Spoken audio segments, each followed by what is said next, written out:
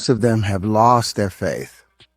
They talk about God because it's a good talking point. I like to thank God for all of these things, but they never identify, a God is anything that you worship. I thank God for my family, my wonderful husband. What's up with all this talk about Beyonce and the Illuminati, and what are those rumors? Everybody who works hard, looks inside themselves, finds strength, creates something special. Okay. The President, Jay-Z.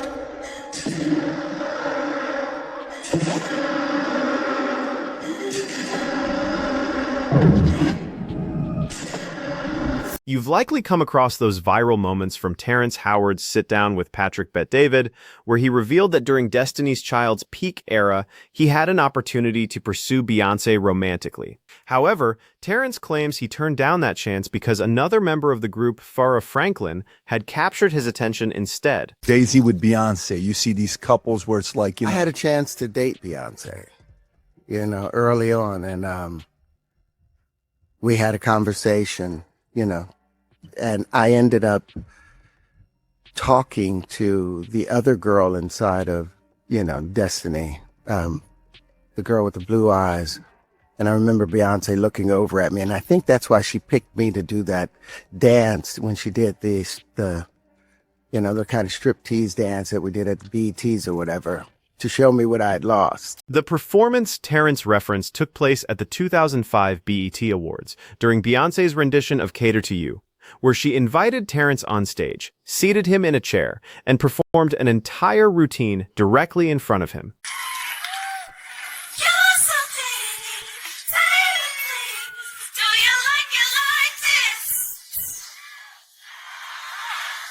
The moment Terrence brought up Beyonce's name during that conversation, the Beehive exploded. We're talking complete chaos, flooding comment sections across platforms, labeling him dishonest, claiming he's washed up, suggesting he's desperate for attention since his career momentum has slowed. That's their usual pattern. But here's what matters. If you actually watched the complete interview, instead of just the soundbite, you'd realize Terrence wasn't boasting at all. He wasn't being disrespectful about it. He was simply responding to a direct question and sharing his experience, but the Beehive cannot process that. In their eyes, Beyonce is untouchable divinity, and they refuse to accept that some people don't idolize her. And on the subject of divinity, if you genuinely pay attention to what Terrence actually expressed in that very same interview, not merely the Beyonce portion, but regarding the industry structure, regarding spirituality, regarding what these public figures genuinely believe, you'll begin seeing connections. Terrence made a statement that should have caused everyone to pause and reflect. Naturally, though, the media outlets only highlighted the Beyonce angle. So according to Terrence, the majority of entertainment industry figures don't genuinely believe in God. They simply invoke his name because it plays well publicly. They consistently thank God during award ceremonies. But according to Terrence, they never specify which God, because God becomes whatever you devote yourself to, whether that's wealth, recognition, influence, achievement, your own ego, or potentially something more sinister. Most of them have lost their faith. They talk about God because it's a good talking point. I like to thank God for all of these things, but they never identify, a God is anything that you worship. Some people's God is money because they do anything for it. They'll sacrifice themselves. They'll sacrifice their children. Some people's God is lust, and they're willing to sacrifice all of that.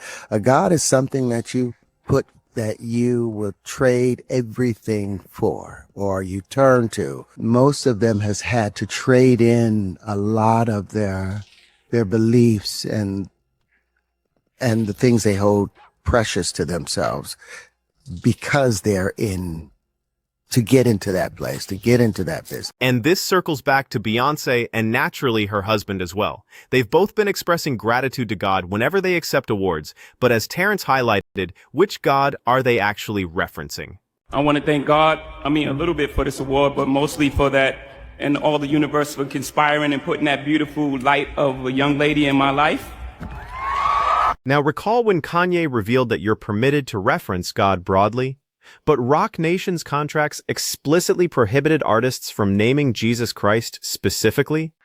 There's a part in a Roc Nation contract that says that people are not allowed to sing about Christ. Christ. So I be wondering, I be like, yo, God, why? Why have you swung my sword? Yeah. So how does that compute? You're allowed to perform songs about some vague deity and credit him for your achievements, but you cannot speak the name of Jesus. That's the kind of move you make when the God you truly serve has a completely different identity. And listen, this isn't about criticizing anyone's personal faith, but if you've been observing the entertainment industry and all the shadowy elements surrounding it, you begin recognizing trends. Terrence Howard has spent decades around these individuals and witnessed how the machine operates. Now layer that with everything else we understand about Beyonce and Jay-Z, the imagery, the pyramid eye, the gestures, the witchcraft allegations, Jay-Z referring to himself as Jehovah and recreating the Last Supper at the Grammys. Is this all mere coincidence? Possibly, but in this reality, you discover quickly that coincidence is simply the term they employ to prevent you from making connections.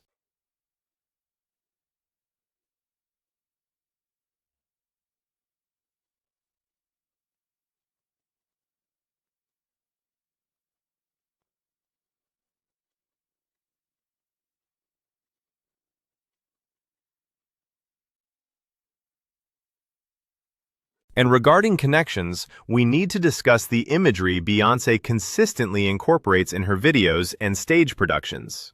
Remember in 2020 when Beyonce released Black as King on Disney+?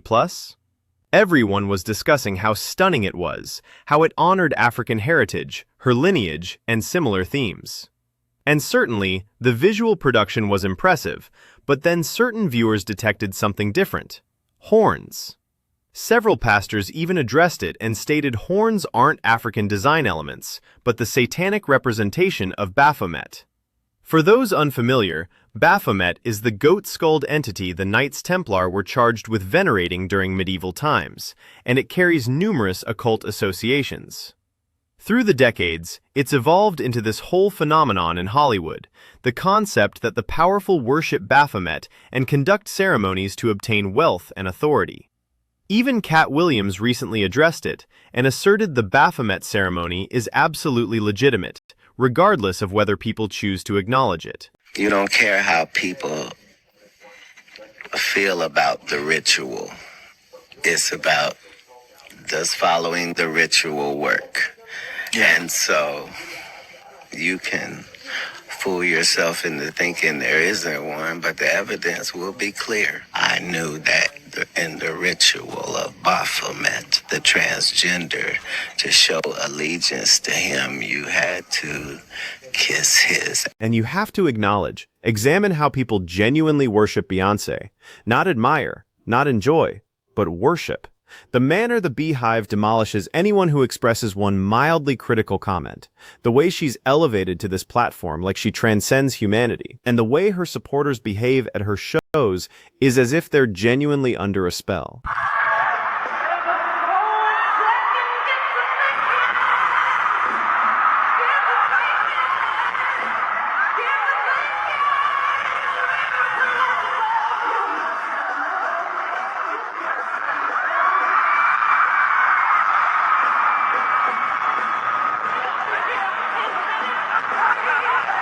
Now jump ahead to Christmas 2024 and Beyonce's NFL halftime performance in Houston.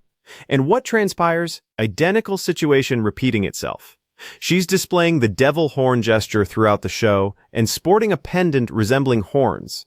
And it's not as though Beyonce did this occasionally. For whatever reason, she and her husband simply love flashing that symbol, but it extends beyond imagery and hand signals. It becomes even more disturbing when you recall that multiple individuals who collaborated intimately with Beyonce and Jay-Z later accused them of genuinely troubling behavior. Among them is former Roc Nation artist MIA, who alleged that Jay-Z and Beyonce coerced her to undergo cosmetic procedures and engage in satanic ceremonies. And per MIA, these ceremonies involved bathing herself in blood, coating herself in dark liquid, or displaying devil horns. I met Jay-Z and I signed to Roc Nation. The first thing he told me to do is get plastic surgery. I'm not insecure because I would have got plastic surgery. People make it, they all can turn around and thank Beyonce because that's it. And enough is enough. coming for everyone now. And even Adele, when she gets an award, she thanks Beyonce. So I didn't want to drip myself in blood and cover myself and swim in goop, in black goop, and fucking like wear devil horns to fucking sell a record. Fuck that. Or be a witch, or be that, all of that. Fuck all of that. We're not here asserting we know definitively what's factual and what isn't, but when you have numerous individuals stating identical things and the identical type of symbolism appearing continuously, you begin detecting a trend. For years, there have been whispers about Beyonce and Jay-Z being significantly more involved in this domain than people comprehend, not merely attending strange gatherings, but existing as components of the elite apparatus and functioning as controllers. Recall that Jay-Z recently got identified in those documents, and there existed a correspondence where the Barclays CEO stated that Jay-Z is the individual who silenced black demonstrators. They were essentially boasting about how the population is occupied with entertainment and spectacle, rather than challenging the powerful. And Jay-Z and Beyonce's function is maintaining those populations amused and diverted. And then recall what J. Cole expressed on that track She Knows? Numerous supporters were persuaded he was subtly attempting to reveal Beyonce and the supposed sacrifices within the industry. Rest in peace to Ali. Rest in peace to Left Eye. Michael Jackson, I see. Just as soon as I die. She knows. She knows. And I know she knows.